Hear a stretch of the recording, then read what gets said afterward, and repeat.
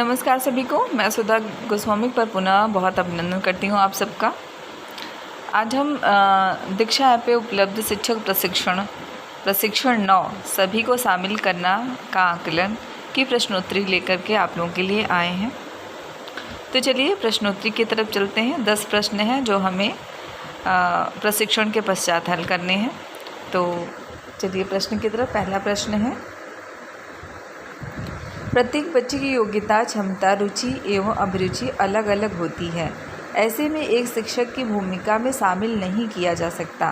बच्चों में भेदभाव करना, बेहतर कार्य करने के लिए प्रेरित करना, मार्गदर्शक के रूप में बच्चों के प्रयासों की समुचित मार्गदर्शन देना, शिक्षा में बच्चों की भागीदारी करना।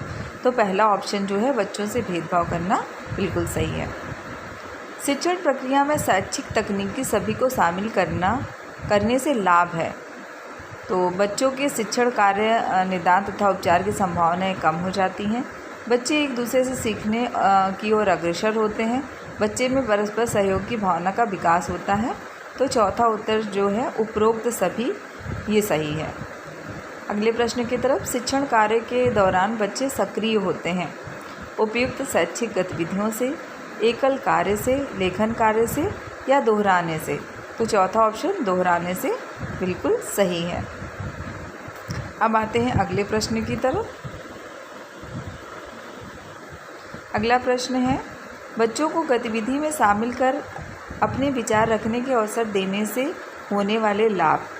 बच्चों के आत्मविश्वास में वृद्धि, विषय वस्तु पर अच्छी समझ विकसित होगी, या ए और बी दोनों, इनमें से कोई नहीं। तो ए और बी दोनों का विकास होगा, ये ऑप्शन सही है, थर्ड ऑप्शन। अगले प्रश्न की तरफ चलते हैं। सभी बच्चों को शामिल करने में अति महत्वपूर्ण भूमिका होती है। कक्षा कक्ष के प्रभावी प्रबंधन की, शिक्षण पूरी योजना निर्माण की, बैठक व्यवस्था की, या उपरोक्त सभी। तो चौथा ऑप्शन सही है, उपरोक्त सभी होता है बच्चों को शामिल करने से। बच्चों के परिणामों को वांछित परिणामों में बदला जा सकता है। कैसे? विविधतापूर्ण शिक्षण शैली से, सकारात्मक प्रतिपुष्टि से, ए और बी दोनों से, इनमें से कोई नहीं। तो ए और बी दोनों सही है, जो ऑप्शन है ऑप्शन थर्ड।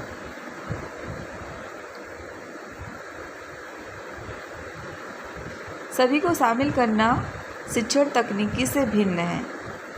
समूह गान, कहानी सुनाना, एकल प्रोजेक्ट कार्य, प्रयोगात्मक कार्य। तो इसमें थर्ड ऑप्शन सही है। एकल प्रोजेक्ट कार्य सभी को शामिल करने में नहीं आता है, वो बच्चा अकेले ही करता है। अगला प्रश्न है,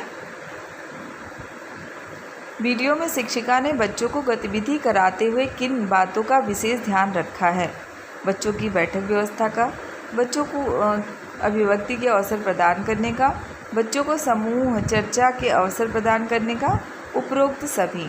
तो इसमें जो वीडियो दिखा है उसमें उपरोक्त सभी का ऑप्शन सही है, चौथा ऑप्शन। कक्षा शिक्षण में बच्चों को व्यक्तिगत भिन्नता के उदाहरण हैं। बच्चे लेखन कार्य पसंद करते हैं, माइंड मैपिंग पसंद करते हैं, बोलकर सीखना पसंद करते हैं, उपरोक्त सभी। तो इसमें ऑप्शन आ जाएगा फोर्थ, उपरोक्त सभी।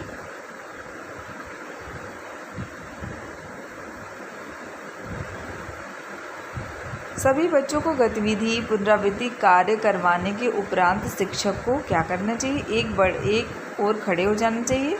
सभी बच्चों के पास बारी बारी जाकर देखना चाहिए। बहुत सी त्रुटियां निकालनी चाहिए, या फिर कक्षा अनुशासन पर विशेष ध्यान देना चाहिए। तो इसमें सेकंड ऑप्शन सही है, सब बच्चों के पास बारी बारी जाकर देखना चाहिए। धन्यवाद।